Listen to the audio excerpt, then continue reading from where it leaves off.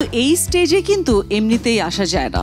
ইয়াস, এই স্টেজে আসতে হলে লাগে প্রিপারেশন, ডেডিকেশন, একটু একটু করে তৈরি করতে হয় নিজেকে।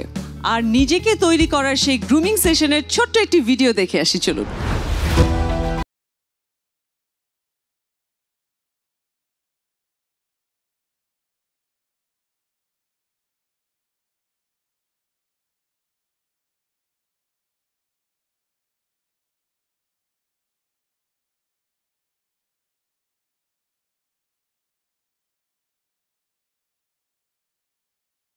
আমাদেরকে একটু স্ট্রেচ করে নিতে হবে।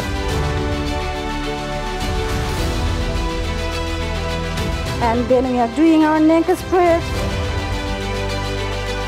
at least 20 seconds in one position, okay? Heartbeat increase করে নিতে হবে before going into muscles. Before working out, try to take some carbs.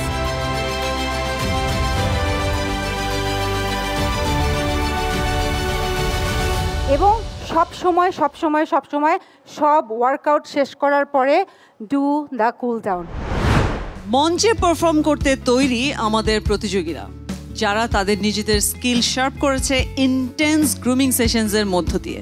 So Momtaz Mehedi waiting zone থেকে আমি ডেকে নিতে চাই নারায়ণগঞ্জ থেকে Ananya Majumdar. Thank you. Hello sir. Hello ma'am. Ananya, তোমার সম্পর্কে একটু জানতে চাই। আমি অনন্যা মজুমদার। নারায়ণগঞ্জ শহরে আমার স্কুলিং এবং কলেজ, আর ঢাকা শহরে আমার অনার্স পড়ার জন্য আসা। তো আগে তোমার পারফরমেন্সটা একটু দেখে আসি অনন্যা। ওকে।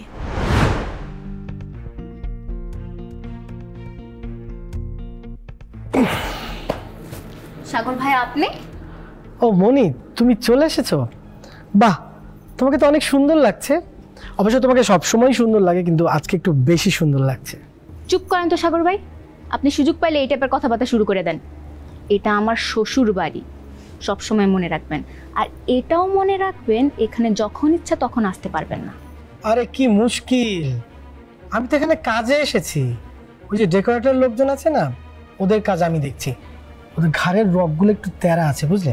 কিন্তু কোনো সমস্যা নেই, আমি ওদের সামনে নিচ্ছি, আমার অভ্যেস আছে। সবই বুঝলাম, কিন্তু আয়ন আপনাকে দেখলে আপনার খবর আছে। এমনিতে আয়ন সহজ সরল, কিন্তু আপনারে দেখলে ওর মাথায় রক্ত চলে যায়।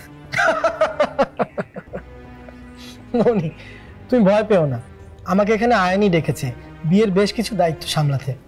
কি বলেন? আয়ন বলছে আপনার আসতে? আমার তো বিশ্বাসই হয় না। আপনি বানায় বানায় বলতেছেন না তো সাগর ভাই? আমি জানি আপনার এই অভ্যাস আছে। না না না, আমি সত্যি বলছি, আয়ন নিজে আমাকে এখানে আসতে বলেছে। আর শুধু আসতেই বলেনি, কিছু দায়িত্বও দিয়েছে, সত্যি। অনন্যা, কেমন লাগলো আপনার নিজের পারফরমেন্স? মোটামুটি। মোটামুটি কেন?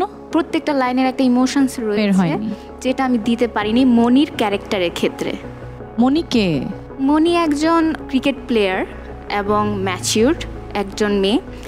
আর যেহেতু ক্রিকেট প্লেয়ার, তো স্ট্রং মাইন্ডেড পারসন, এবং ও একটা গ্রামের মেয়ে। মনির ক্যারেক্টারটা তার মানে কিছুটা আপনার মাথায় আছে।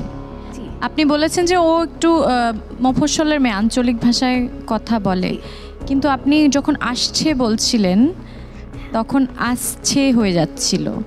সেটা কি আপনার নিজের আঞ্চলিকতার টান, না ওটা আপনি ইচ্ছা করে করেছেন? ওইটা আমার নিজের আঞ্চলিকতার টান। আমরা গান শুনি আপনার। জাগরণে যাইবি ভাবরি,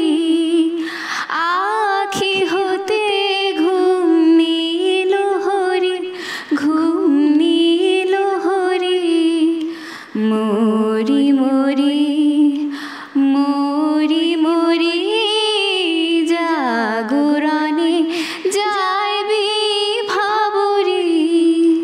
ভালো লেগেছে আপনার গান।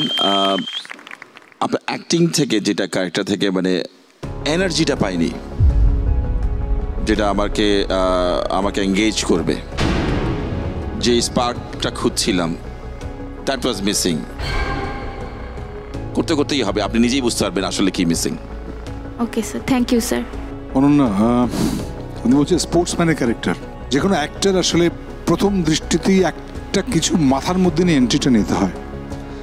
Something that you have to be in mind, everybody's sick.